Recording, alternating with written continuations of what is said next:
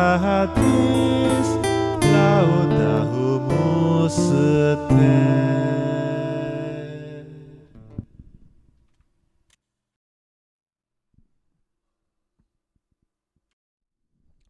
결혼은 아담과 이브의 이야기처럼 남녀가 만나서 한 몸을 이루고 음양의 조화가 나타나는 하나님의 섭리입니다.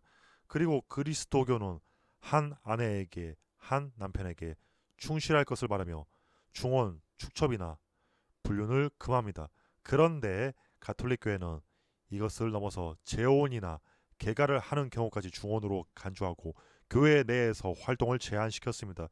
이것은 조선시대의 남편과 사별한 여자가 개가할 수 없고 열녀로 살아야 하며 다른 남자와 통정하면 불륜으로 간주한 것보다 더 심하게 남자에게까지 적용한 것입니다.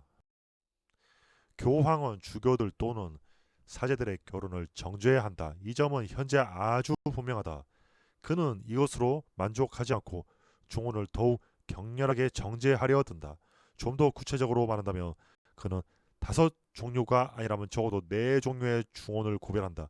나는 현재 2번 결혼하거나 또는 다른 사람의 아내였던 과부를 아내로 취하는 것을 중혼자라고 부를 것이다. 첫 번째 종류의 중혼자는 2명의 처녀들에게 연속적으로 장가를 드는 사람이고, 두 번째 종류의 중혼자는 과부에게 결혼하는 사람이요, 세 번째 종류는 여자를 처녀 상태로 남겨두고 신랑이 죽은 약혼했던 사람과 결혼하는 것이다. 네 번째 종류는 수치스럽게 이러한 명칭을 얻게 되는 경우로 처녀인 줄 잘못 알고 결혼했다가 후에 그녀가 전혀 순결하지 않다는 것, 즉 처녀가 아니라는 것을 발견한 경우이다.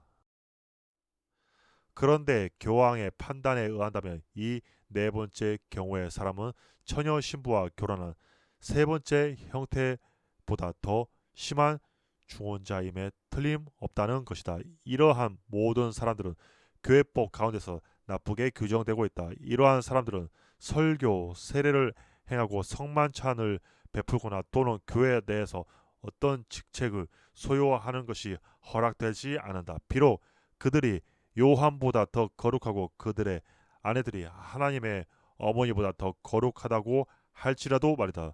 교황은 그의 칙령들 가운데서 이토록 놀라울 정도로 거룩한 것이다. 하지만 만일 어떤 사람이 100명의 처녀들을 능욕하였고 100명의 영예로운 과부들을 겁탈하고 그리고 성직을 받기 전에 100명의 창녀와 잠자리를 같이 했다고 해도 그는 담임 목사 또는 설교가가 될 수 있을 뿐만 아니라 또한 주교 또는 교황도 될 수 있다.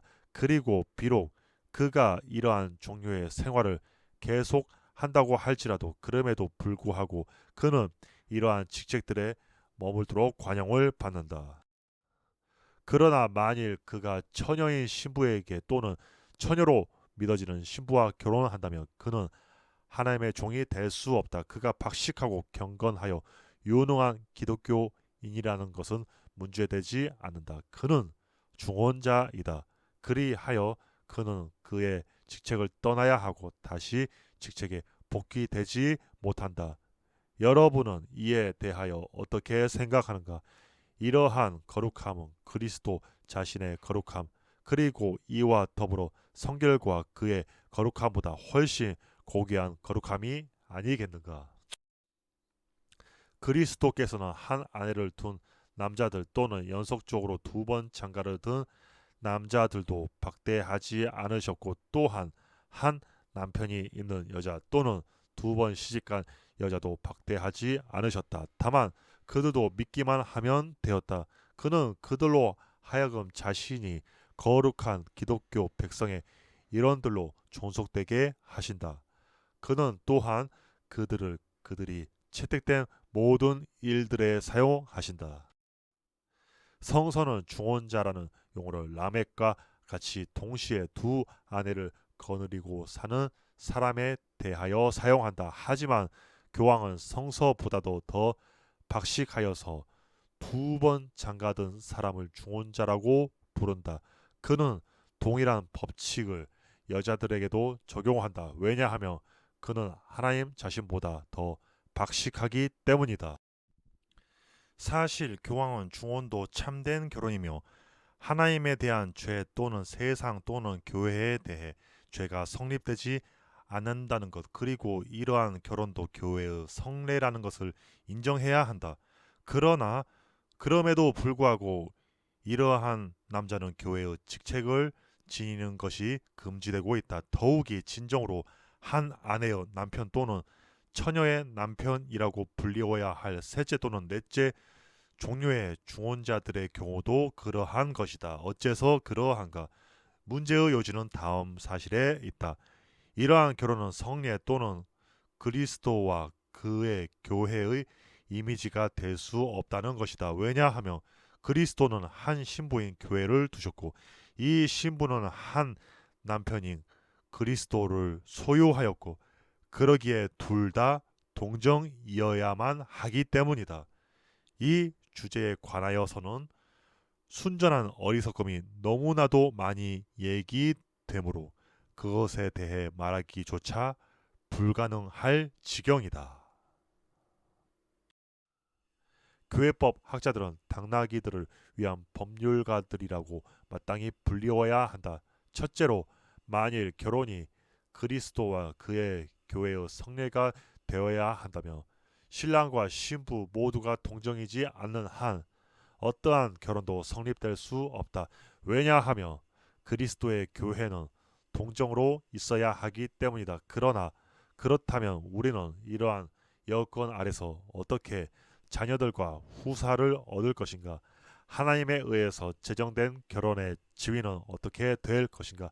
한마디로 말해서 마리아와 요셉의 결혼 및 그와 같은 부류의 결혼들 외에 다른 결혼들은 없어야 할 것이다. 다른 나머지 모든 결혼은 성례가 될 수 없고 아마도 매음 행위가 되어야 할 것이다. 이러한 지극히 옳은 주장을 한 루터도 실수를 한 적이 있습니다. 정략 결혼으로 원치 않은 상대와 결혼했으며 결혼 후에 자신의 애인과 계속 통정하여 불륜을 행했던 헬센의 백작 필립 공에게 자신의 애인과 결혼하라고 충고한 것입니다. 이것은 중혼에 해당하며 축첩에 해당하는 행위입니다. 이러한 일이 세상에 알려질 경우 큰 파장을 일으키기 때문에 루터 자신도 자신의 충고가 알려지지 않기를 바랬습니다. 그런데 그 말을 듣고 필립 백작은 중혼을 하였으며 이 일이 세상에 알려져 반대파에게는 프로테스탄트에 대한 공격의 빌미가 되었습니다. 루터는 교황이나 성직자들이 분저자나 수녀가 자신들의 수청을 들게 하여 불륜 관계가 되는 것보다 이것이 낫다고 생각했을지도 모릅니다. 그러나 이건 어디까지나 올바른 처사는 아닌 것입니다. 루터는 재혼은 불륜이 아니며 정당하다고 말합니다. 한 남자가 아내와 사별한 뒤에 새 장가를 드는 것과 한 여자가 남편과 사별한 뒤 개가하는 것을 합법적으로 여기며 정죄하지 않습니다. 오히려 그것을 정죄한 당시의 사제들은 자신들이 결혼하지 않는 것을 정당하게 여기며 자신들의 불륜은 아무렇지 않게 여기며 결혼을 천시하였습니다. 그러나 배우자가 살아있을 때가 아닌 배우자가 사별한 뒤에 다른 이성과 정분을 나누며 정식으로 결혼하는 것은 사제들의 불륜보다 순결한 공합인 것입니다. Gloria, Gloria, in excelsis Deo et in terra paz, omnibus bone voluntatis, laudamus te.